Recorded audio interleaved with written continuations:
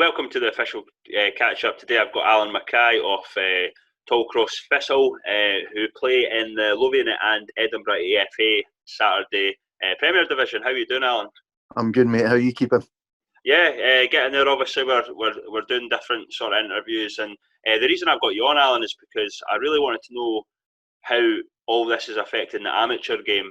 Obviously, there's a lot of talk being made about, even league clubs struggling, non-league. How has it affected you guys? Well, we're quite fortunate, mate. The way that we operate is the players play a monthly sub, so they've been paying up to March. We put a stop on it now, but we pay a monthly rental, which our rentals are with like Edinburgh Leisure. So thankfully they've been extremely supportive of us, and I'm sure all the other teams that have got leases with them. So we have our training slot there and our home games, and they've put a freeze on all payments. So for that point of view, it's fine. So financially, we're okay. I think obviously the bigger clubs have the employee staff for Lowland League and stuff. They've got players on salaries and stuff like that. So it's a different kind of impact. I think the main impact that we'll have is keeping people interested. If how long this goes on. Yeah. And ultimately as well, you've got people that are have lost their jobs out of this. So when it's safe to play football, they're probably going to have to be playing catch up in terms of working. So whether it's employed by a company, self-employment, I think that'll be the main struggle that I think most amateur teams will have. Have you heard anything from the Scottish Amateur Football Association? Is there any word being said? I know you've been talking to them and chatting away, obviously, from your point of view, or your club's point of view. I think we're probably a little bit biased. We want the games to go on. We're getting to the Scottish Cup semi-final. So, I mean, we've touched base with the other three clubs that are in the semi-finals, and they're of the same opinion as us. Whether these semi-final matches can be played May, June, July, August. It doesn't matter. We feel like they need to get played, to get to this stage of a competition, a national competition, and for it not to be played would be, catastrophic. When you think about it, these could be finished within a week. You could have both semi-finals on a Saturday, and then the final the following week or midweek. You would find a way. Mm-hmm. But in terms of start date, how things are going to happen, it's so up in the air, because I mean, if you look at from internally, from LIFA's point of view, you look at the Premier League, you've got ourselves, Sandys, Meadowbank, Trinent, Edinburgh South Fix, who can mathematically win the league. So it's one of those ones that you're kind of stuck, and I think for Lothian Edinburgh Amateur, it's going to be extremely difficult. How they do it. Then you've got multiple cup competitions now. They are at the latter stages of the cups, so again, some of the cups are at final, quarter-final stages and stuff. So, if you were to get started again sort of May, June, you could effectively get it going, and you could even, if it goes later, you could say July. Do we just use it as a pre-season, and then it's a more structured pre-season to what we would have normally? But it's so up in the air, and I think like the messages that we're getting from the SAFA and LIFA is that we would like to continue when it's safe to do so, but at the same time may be against us. Yeah, absolutely. And do you worry for some? Obviously, you said Tollcross are in a good position, but do you worry about some other teams? We've obviously seen some of the teams this season, even before the coronavirus, pulling out the leagues and stuff. Yeah, totally. Like it's quite difficult, and I think generations are changing. I mean, I'm only 34, but I mean, my priority was work during the week, go to training whatever night of the week that was, and a game on a Saturday, and that was like the priority of the week. It was exciting, and you would juggle everything else to make sure you get to games. But people's circumstances are changing, and I mean, you look at from our point of view, we're having a really good season, but we've still got younger players that weekend away with the boys are, the excuses are different. There's other things have taken priority over football, and I think if we're having that, where we've got a high success rate of winning games at the moment, if we're having that, how do the teams find it when they're maybe not winning games, or then the commitment levels drop, and that maybe has a domino effect on even your more committed players and stuff. So I mean, we've had a few teams drop out of LIFA this season, even one just recently in our league with Pencaitland, well run team, good set up, great bunch of guys, and they just couldn't get the commitment. And there comes a point where like they were having to give up games, and just give the tie, but which seems fine. And the team that they were playing get a 3-0 win, but if that's late in the day, then it's a cost to the team that they're pulling out against. It's a cost to them having to pay that. It's just a snowball effect to just rubbish for the guys that are running the teams, because it's a thankless task at times. Yeah. Are you keeping up with the lads? Obviously, you probably WhatsApp groups and whatnot. Yeah. How are they getting on? Yeah. So we've got like a sort of chat that we keep. The players all have their own one where they can slaughter me and my coach, for not picking them at the weekend. But we've got a sort of formal one where we keep up to date, see what everyone's doing, and just keep relaying the messages. I mean, for our point of view, from mine and my coach Sean Cabane, we're just saying to players, stay safe. If you can get a chance to go out, whether it's go for a walk, get your run in.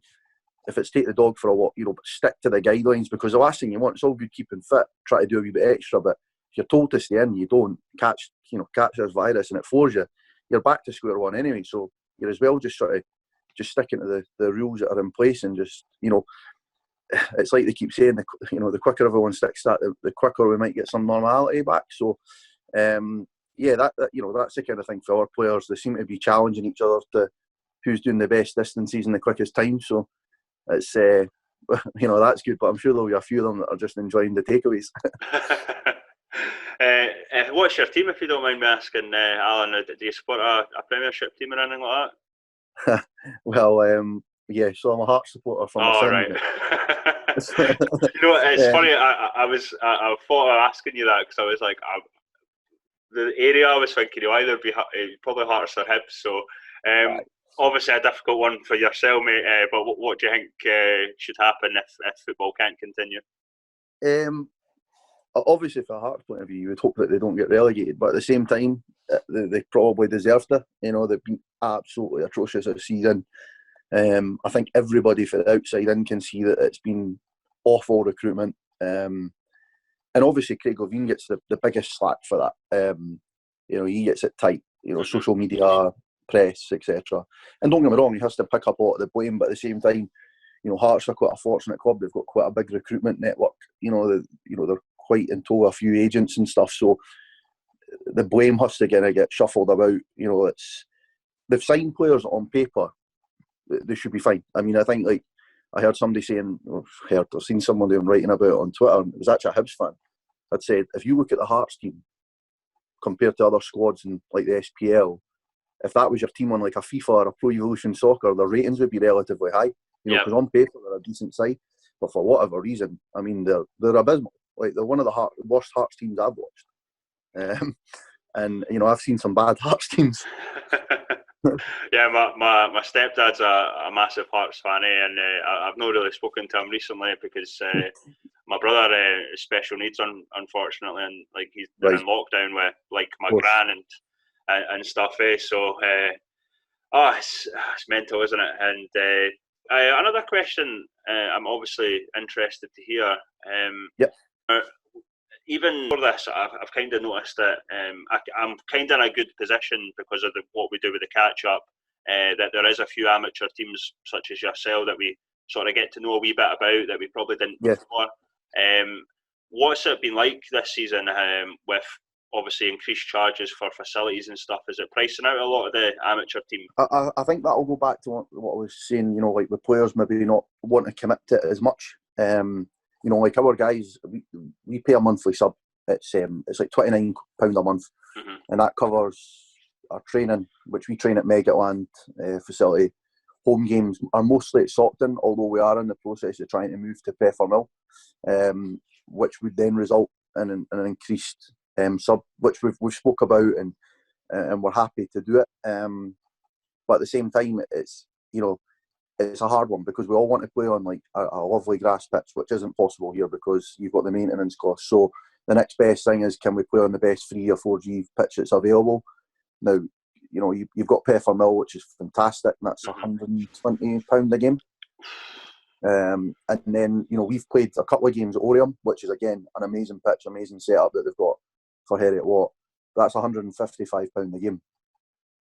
That's a lot of money. A lot of money. Well, that's the thing, mate. And like we like to think that we've got a good setup, and we look after our finances, and we do our own little fundraisers like last man standings and stuff. But at the same time, it's always so much it could cover. I mean, if we were to move, for example, if we moved to Peffermill, which is a plan, our subs are going to probably go up to about, I think we agreed on about £33 a month, which is fine if somebody's working and they've got the sort of disposable income. Mm-hmm. But obviously, ultimately, you've got other guys that have got young families, and again, the knock-on effect could be that if they've not been working during this break, can they justify paying £33 a month to play football, or would they rather work on a Saturday, whatever they may be? It could be a tradesman, it could be retail, whatever it may be, and make X amount of money. So it could be quite difficult. Like I'm saying, the Peffermill thing's a goer, but we might have to put that, to a halt. So we just need to really see. Yeah, and as I said, I've been sort of keeping up with amateurs through the catch-up. I need to get down to an amateur game actually, but I'm usually on a Saturday. Like yourself, I'm usually at a Lowland League game. But no, I think you guys are unsung heroes in a lot of ways. The work you do, it's pretty much like to yourself. You're the secretary, you're the gaffer, you're probably the organizer, and everything else. Everything. No, I mean, there's a lot of good, like, any team that's involved. I mean, you can look at like I think it's easy to look at league tables and see, like the teams I mentioned before, ourselves, Sandys and stuff, getting good results and going far in tournaments. So it's quite easy to, talk about our types of teams, but there's other teams in there, like I always look at good examples. I always think the uni teams, like, I know some people for the outside, I know see that as like a privileged team and stuff, but at the same time, you've got guys that are going there, they're studying, maybe just moved to Edinburgh, like when I say Harriet Watt, Edinburgh Uni, and the guys that run their teams are absolutely brilliant, and they're up against it because ultimately, you've got people there that are, and let's be honest, their priorities are here to study for whatever degree that they're looking to achieve, and the way they run those amateur teams is absolutely brilliant. And I suppose that you have to give a credit to like BJ that runs Harriet Watt, first team, and Dorian at the Lowland League side, because obviously they've got the right people in to look after these teams, and you see the way they're running. And then even if you look at some of the teams that the results maybe haven't been so good, and they're still running it well, they get the nice strips, their Twitter activity is brilliant, they're always trying to recruit players, and it's great. Like, I mean, for our part, like, I'm a massive like fan of football anyway, so I'm always looking about and seeing what people are up with. And you know what? We all want to use each other's ideas. If you see a cool thing on Twitter, you think, right, we'll get some of that. We'll try and use it on ours as well, Absolutely, mate. And have you seen a rise in the quality of the amateur games?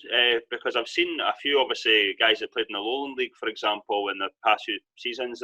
There's a few guys playing for like the Sandys that were in the Lowland League previously. Has there been a rise in quality? 100%. I mean, it's a real weird one, because I think, the way that, don't get me wrong, I think if you're being brutally honest, if you want to be a successful team at Lowland League, it is a different level to amateur, and it can be multiple. You've got the maybe training twice a week, the lifestyle out with the football. But I mean, as you said, you look at Sandys, for example, Andrew Kidd, probably one of their best players, and I think he's won everything that he can win at Lowland League. Top player, and he's obviously given a positive influence on the Sandys side. Wayne McIntosh was he's been the top goal scorer of Lowland League, East of Scotland junior football. Yeah. And he's at Sandys as well. Again, top players from our point of view. We brought in like Stuart Neal, who was scoring goals at Civil and Vale even and stuff. And I think like, and then you've also got the other guys who have never played Lowland League or East of Scotland before. And it's strange because, we've got 3 players at the moment that are in the Scotland squad for amateur. Yeah, and we've also got another 3 that are in the squad that haven't, that haven't been picked for the last 2 games, but have been in it previously. So it's a weird one. We've got players that I know that would get a game for good sides at Lowland League. Like, and it's not about, they've maybe just not been picked up, or I think sometimes as well, I think there's a pressure on Lowland sides as well. Like, I mean, if you look at the top teams, like, I mean, Kelty and Bonnie, what they're doing is unbelievable.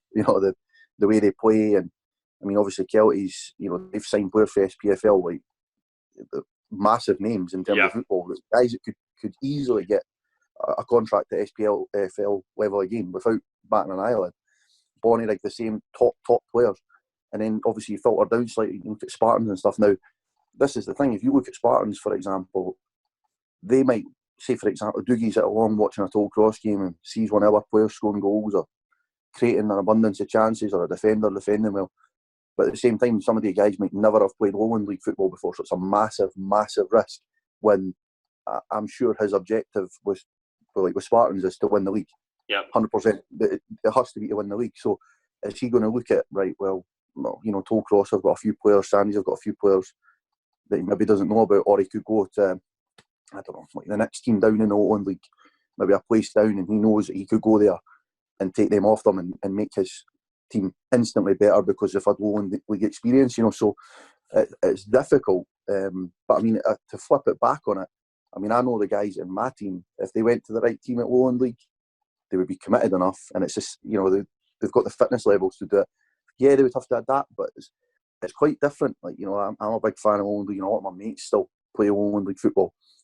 It's more technical in terms of, like, the shaping is quite good. You know, Lowland League, the guys have been working on it a lot better at training. They'll not break their shape. They'll only press in certain areas, etc. Whereas amateur, it's very, very busy. You know, like, you're not getting time on the ball. Yeah. It's not like the old days amateur where it was probably really quite physical. It's just more busy. You know, people are so determined to win the ball back and high presses without even meaning it. It's actually, you'd be very surprised. I mean, and that's what you're saying about coming to catch a game. I mean, any of the games in the Premier League, you know, you would be impressed. You know, there's a lot of good teams and good guys, you know, scattered across the leagues as well. Brilliant, mate. And I'm a massive, I've said it numerous times, but I'm a massive fan of high press football. I think it's, you know, brilliant. Obviously, if mistakes are made, it can cost you, but high line, you know, high press, I really enjoy that sort of style of football. Got to be willing to make mistakes to win it. Yeah, exactly. And just in terms, I know you mentioned Spartans there, but do you have a lot of connections in terms of, is there a lot of interaction between the amateur teams and some of the Lowland League teams? Aye, well, we seem to do not too bad in Lowland League, East of Scotland and stuff, because we try and, I think we're quite a fortunate position, mate, that we've got a decent reputation in terms of as a side, but also I think the Lowland teams and East Scotland teams and stuff, they see us as a team that they could play in friendlies and bounce games where they could maybe, that they can play us, and it's, you know, I think again, the old amateur title was maybe a bit more aggressive and hard tackles, hard and fair challenges all over the park. It's not really like that now, you know, like, and it's more about the technical side. So, you know, we've got quite a good relationship with lots of sides, and I'm always quite contact. I use Spartans as an example because me and Doogie are pretty close, and his brother Craig as well. So, you know, we always sort of chat in football, and we try and get down to play them. It's been a bit more difficult this season because of the, you know, with our situation. We've went further in cups and we've had a few injuries and stuff, so we've not really been able to take on friendlies. And I think the flip for them is with Edinburgh City ground sharing with them as well. Yep. It's making, you know, try to get a bounce game a wee bit harder. No, brilliant, mate. I've really enjoyed it. Great to get a different perspective and obviously learn a wee bit more about the amateur game and Tollcross. I think you do, as I said, mate, I'm not just saying it, I think these guys do a fantastic job. The commitment that you've put in, including the players and that as well, and that, fantastic, really. I appreciate it, mate. And well, when we get back playing, we'll get you along to a game. Brilliant, the hospitality section, though, you just need to go to the vending machine at Stockton. I look forward to it, Alan. Keep safe, mate, and all the best. And hopefully football will be back soon, mate. Perfect. You too, mate. See you soon.